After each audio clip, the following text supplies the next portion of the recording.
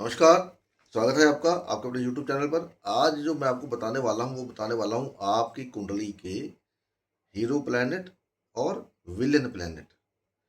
किसकी दशा आपके लिए अच्छी जाएगी, किसकी अंतर्दशा आपके लिए अच्छी जाएगी, किसकी अंतर्दशा आपके लिए अच्छी नहीं जाएगी, ये सब इसमें बताऊंगा मैं आपको। और ये सेट ऑफ 3 बनता है। आपको अगर देखना हो कि आपका योगी ग्रह कौन सा है तो आजकल सॉफ्टवेयर आपको आराम से मिल जाएंगे। तो उन सॉफ्टवेयर में अगर आप सर्च करोगे कि आपका योगी या अवयोगी ग्रह कौन सा है तो आपको दिखाई दे दिया जाएगा। उसमें उसमें एक डुप्लीकेट योगी आता है, एक अवयोगी आता है और एक योगी आता है। अब इसका मतलब आप सीधा सीधा समझ गए होंगे कि योगी अवयोगी कौन होता है, जो हमेशा दूसरों का भला करता है। अवयोगी कौन होता है, जो हमेशा दूसरों को नुकसान, अपना फायदा करता है, दूसरों के लिए नुकसान पैदा करता है। नाम ही ऐसा है, योगी अवयोगी। और दुनिया के अंदर नाम किसका होता है, जिसका ग्रह अयोगी हो। और बदनामी किसकी होती है, जो अवयोगी हो। ठीक है, क्योंकि वो अपने तक ही सीमित रहता है। तो इसको आप जब इस्तेमाल करेंगे तो इस्तेमाल करते वक्त आप इसको, जब आप चार्ट मैचिंग करते हैं उसके अंदर इस्तेमाल कर सकते हैं। क्योंकि शादी एक, आपको पता ही है कि बहुत बड़ा डिसीजन होता है लाइफ का। और अगर शादी आपकी अपने, जो एक जिसके साथ चार्ट मैच नहीं करता उसके साथ अगर शादी करते हैं तो फिर शादी में प्रॉब्लम्स होती है। इसको अष्टकूट भी बोला गया है। उसमें 44 तरह के पॉइंट आते हैं। तो जितने मैक्सिमम पॉइंट होंगे उतनी अच्छी शादी आपकी होगी। बेसिकली लोग चंद्रमा मिला करके शादी कर देते हैं, बाद में पता चलता है कि भैया ये सब वो सब सब है ना, ऐसा। तो हम विषय से नहीं भटकेंगे, बात करेंगे सिर्फ आपको योगी अवयोगी और थ्रेट ऑफ 3 बताऊंगा कि जब उस ग्रह की दशा चल रही होगी या उसकी अंतर्दशा चल रही होगी तो आपके साथ क्या कुछ हो सकता है, उसके बारे में बात करेंगे। तो स्टार्टिंग करते हैं वीडियो की। तो मैं सबसे पहले आपको बताऊंगा कि कौन सा ग्रह अगर आपके चार्ट में योगी है तो अवयोगी आपको ऑटोमेटिक पता लग जाएगा कि कौन सा प्लैनेट अवयोगी है। तो अगर सूर्य प्लैनेट आपका योगी बना हुआ है तो शनि अवयोगी होगा। चंद्रमा योगी है तो बुध अवयोगी होगा। मंगल योगी है तो केतु अवयोगी होगा। मरकरी योगी है तो मंगल अवयोगी होगा। जुपिटर अगर योगी है तो सूर्य अवयोगी होगा। अभी देखो ये दोनों बेनिफिक है, दोनों बेनिफिक है, मतलब दोस्त हैं दोनों के एक दूसरे के। लेकिन अगर जुपिटर अवयोगी है तो सूर्य आपका अवयोगी है।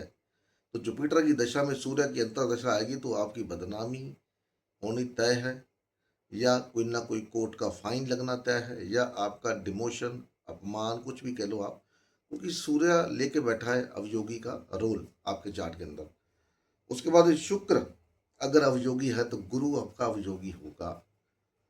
और जिनकी भी दशा शुक्र में गुरु में या गुरु में शुक्र की दशा वैसे ही आती तो आप देख लो आपकी लाइफ कैसी होती है। बहुत कम लोग ऐसे होंगे जो लाइफ के अंदर राइज करते हैं, नहीं तो कॉन्फ्लिक्ट्स मैरिज के अंदर होता है। शनि अगर योगी है तो चंद्रमा अवयोगी होगा।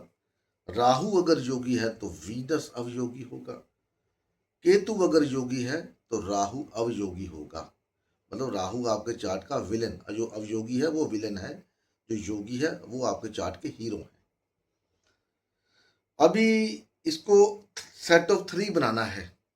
सेट ऑफ 3 मतलब अगर आपका मान लीजिए केतु आपका योगी ग्रह है, ठीक है। तो जब केतु योगी ग्रह होगा तो आपकी कुंडली में जहां पर भी चंद्रमा और बृहस्पति पड़े होंगे वो योगी की तरह ही काम करेंगे, वो योगी की तरह काम करेंगे हमेशा।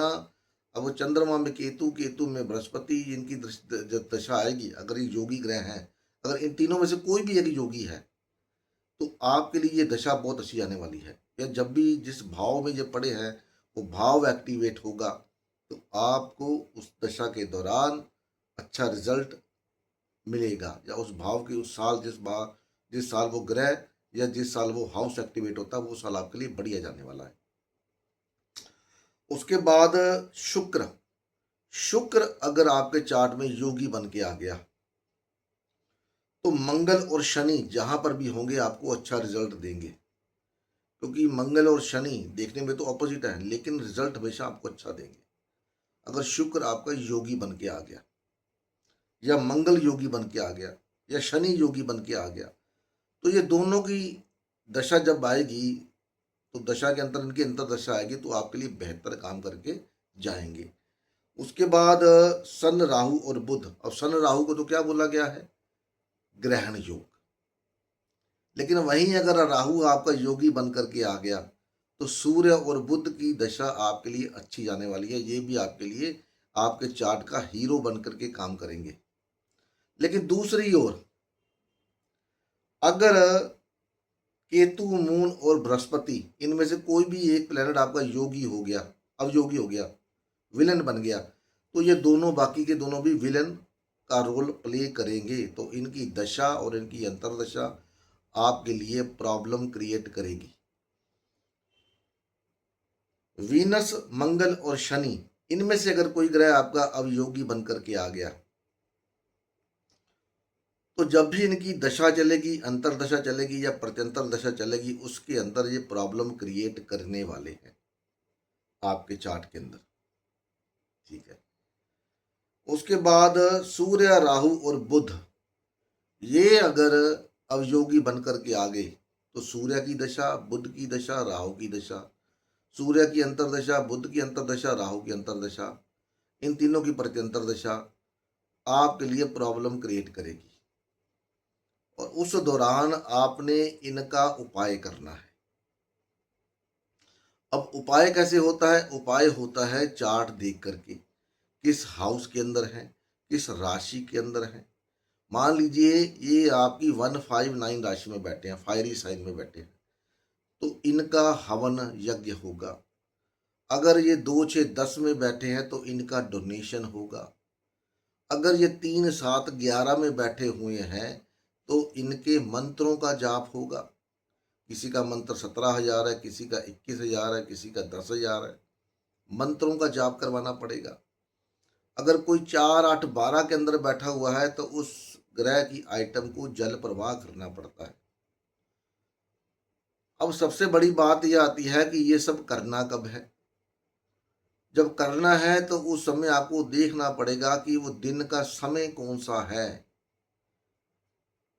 उस समय इनका उपाय किया जाता है। मान लीजिए आपको बुध का उपाय करना है, तो आपको देखना पड़ेगा कि बुध का मित्र कौन है उस दिन, या बुधवार वाले दिन, उस दिन की उसका जो मित्र है, उस मित्र की होरा के अंदर वो आपको उपाय करना है, तो वो आपको रिजल्ट अच्छा देगा।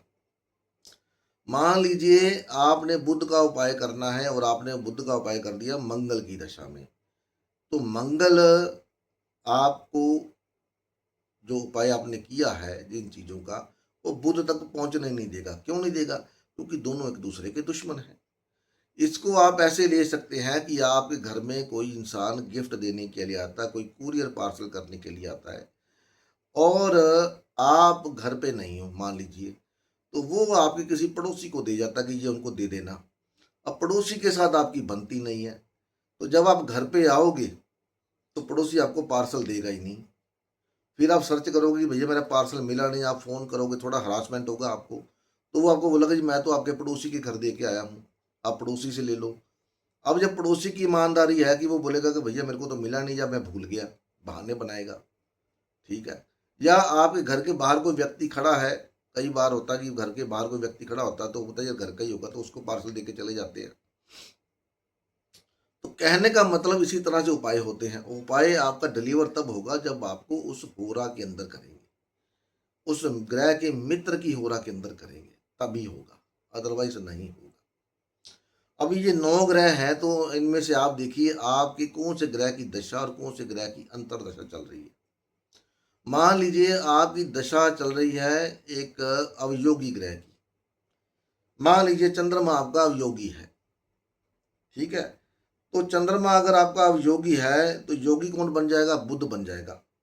ठीक है। बुध की दशा आ गई चंद्रमा के अंदर।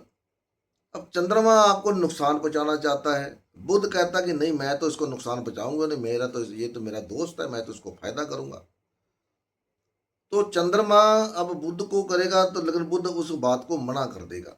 अब वो इवेंट होगा कब? जब चंद्रमा में, बुध में चंद्रमा की आएगी, या चंद्रमा के में गुरु में आएगी, चंद्रमा बुध में गुरु की आएगी, या चंद्रमा बुध में केतु की दशा आएगी, तब आपको जाके प्रॉब्लम क्रिएट होगी। जब तक बुध की अंतरदशा है और बुध के दोस्तों की अंतरदशा है, तब तक आपको मैलेफिक रिजल्ट नहीं मिलने वाला। ठीक है, ये थोड़ा सा कॉम्प्लिकेटेड है, लेकिन ये अगर आप इसको समझ जाओगे तो आपको जिंदगी में ये समझ में आ जाएगा कि मेरी कौन सी दशा बुरी जाने वाली है, कौन सी दशा अच्छी जाने वाली है, और आप अपने आप को उस हिसाब से मैनेज कर सकते हैं।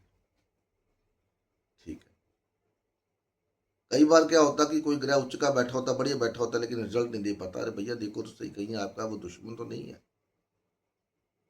ठीक है, तो ये था छोटा सा वीडियो। मिलते हैं अगली वीडियो में, तब तक के लिए नमस्कार। भगवान आपका भला करे। नमस्कार।